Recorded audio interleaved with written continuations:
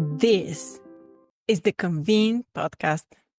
Preventable food waste and high food costs are a combination that no budget-challenged event professional wants on their plate.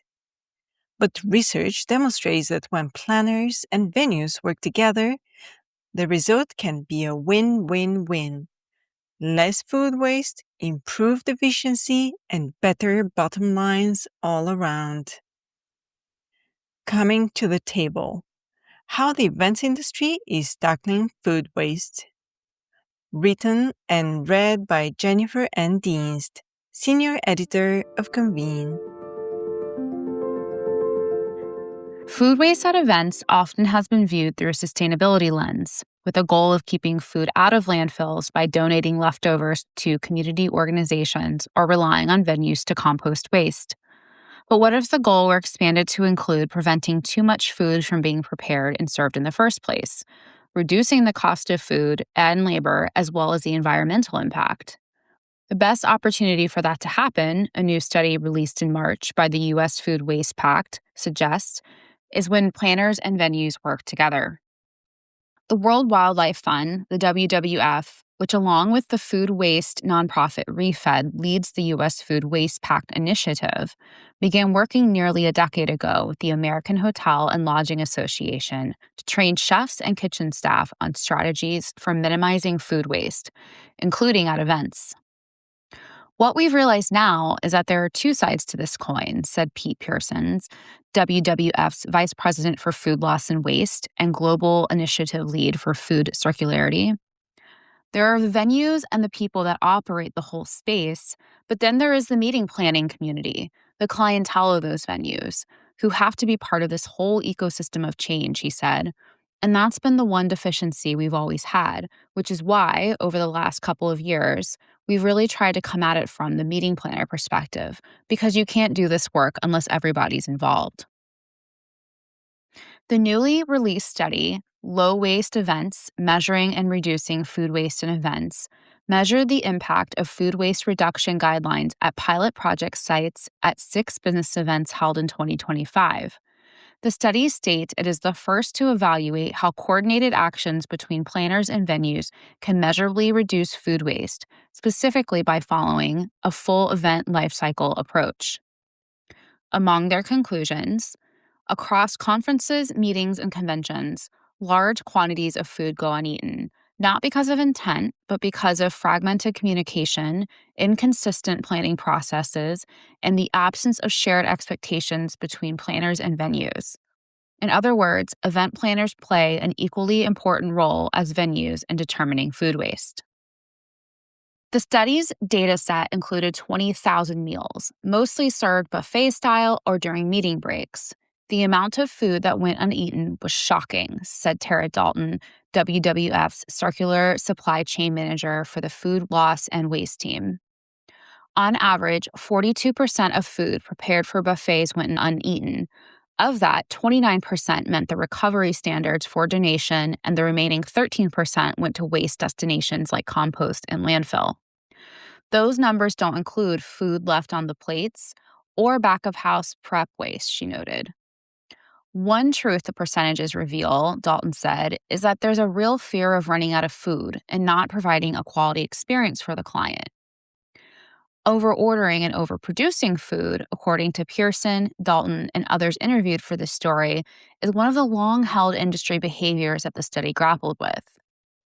Nobody wants to disrupt the experience, Pete Pearson said, recalling conversations he's had with F&B director at a major hotel chain, who once told him, "We want to reduce food waste, but our clients never want anything to run out. They want to have this abundance experience, and we're not going to say no to our clients." I think we see a lot of finger pointing in the industry over food waste, Dalton said, with the planner saying, "Oh, it's because the venue's overproducing." And then the venue saying, "Well, it's because the planner wants this kind of an experience and we don't want to upset them." To break the pattern, we have to be able to be comfortable about talking about an institutional change where client expectations also change, Pearson said. And that has always been a very uncomfortable thing for people to want to even talk about, because nobody wants to not give somebody a great product. But the reality, Dalton says, is that we have so much space to reduce waste before we even get close to running out of food. There is just so much room for progress here. Finding the gaps. According to Convene's 2025 Meetings Market Survey, F&B is the single largest expense for 65% of meeting planners. But it often doesn't get the strategic attention it deserves. By and large, folks are not tracking the amount of waste that's occurring, said Dalton. There's just a lack of awareness among the industry on both sides, planner and venue, of the possibilities here for savings on costs. Both planners and venues tend to rely on intuition, assumptions, and anecdotal experience rather than on data when planning for and producing food for events, the study revealed. At one event, 72% of special dietary meals were discarded due to outdated attendee data provided by the planner and because the venue prepared extra portions just in case they were needed. Note, attendees choosing other meal options also contributed to the number of meals that were discarded. At another pilot site, even though planners said that many attendees request butter and cream cheese, the data showed that less than 1% actually consumed them. Molly Crouch, Corporate Sustainability Director at Sodexo Live, said that she frequently sees planners take last year's script and just say, "All right, it's the same." Crouch, who participated in one of the study's pilot sites and also previously worked as Director of Banquet Services at the Orange County Convention Center in Orlando and Catering Operations Manager at Universal Orlando Resort, said that without some kind of relevant and accurate data, it's impossible for the venue and culinary team to know where to start.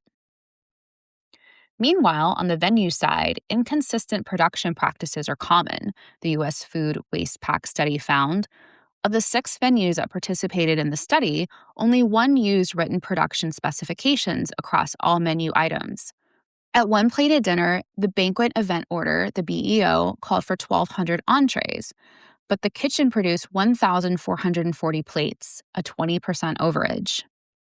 The study took aim at those gaps by testing a set of practices that incorporated collaborative food waste reduction strategies implemented from the earliest planning stages all the way through to post-event reporting and data sharing. From the outset, Dalton said, the planner needs to make clear their desire for a low-waste event.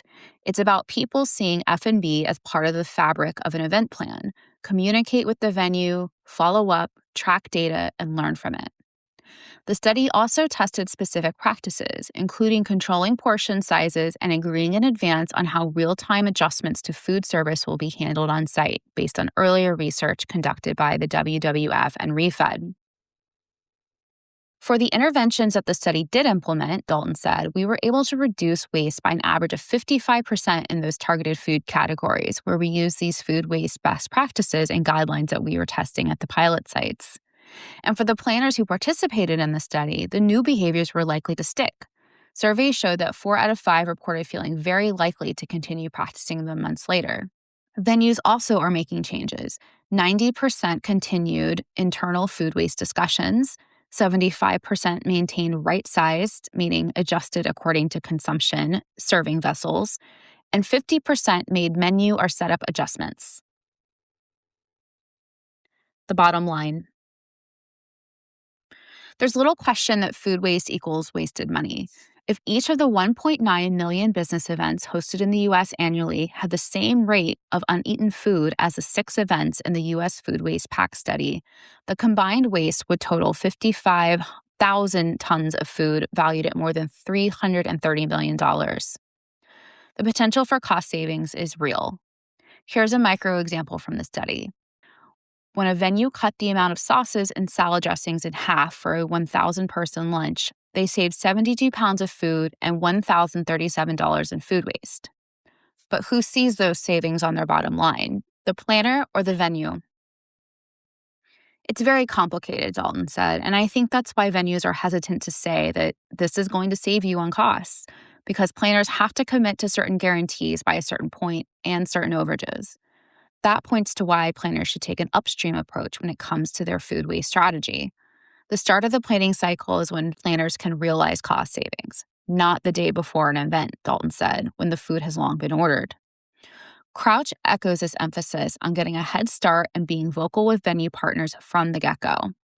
To me, the price-driving conversation should come from the event client, Crouch said, so that the venue is aware that it's an important piece for them and that they've worked with the food service provider, and the food service provider is being transparent and has stated that they're doing all that they can.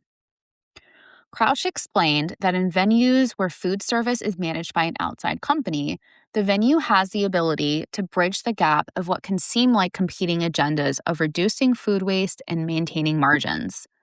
Any successful change to the norm, she said, will require open communication and all players coming to the table. Communicating to the chef directly that food waste and cost is a goal is also key. Ask them what their philosophy is on food waste, because most of them were taught about that in culinary school, Crouch said. There were many ways that a restaurant chef learned that they needed to be resourceful to make sure that they're making a profit. So if restaurants can do it, then that same philosophy needs to come into the convention world, where there is this long-standing concept of overabundance. We've got food every time we turn around the corner, and we're just inherently making more waste because of that mindset. Change is going to take time because you're deinstitutionalizing norms across an industry that have been built up for decades, if not longer, Pearson said. So there's no instant fix to this, but it's getting everybody talking about it differently so that the staff at these events aren't wanting to fill the scrambled egg chafing dish toward the end of the event and nobody's even eating any more of it. It's hard. It's hard to do that and to change those norms. Remember to subscribe to the Convene podcast on your favorite listening platform to stay updated with our latest episodes. For further industry insights from the Convene team, head over to pcma.org/convene. My name is Maggie. Stay inspired, keep inspiring, and until next time.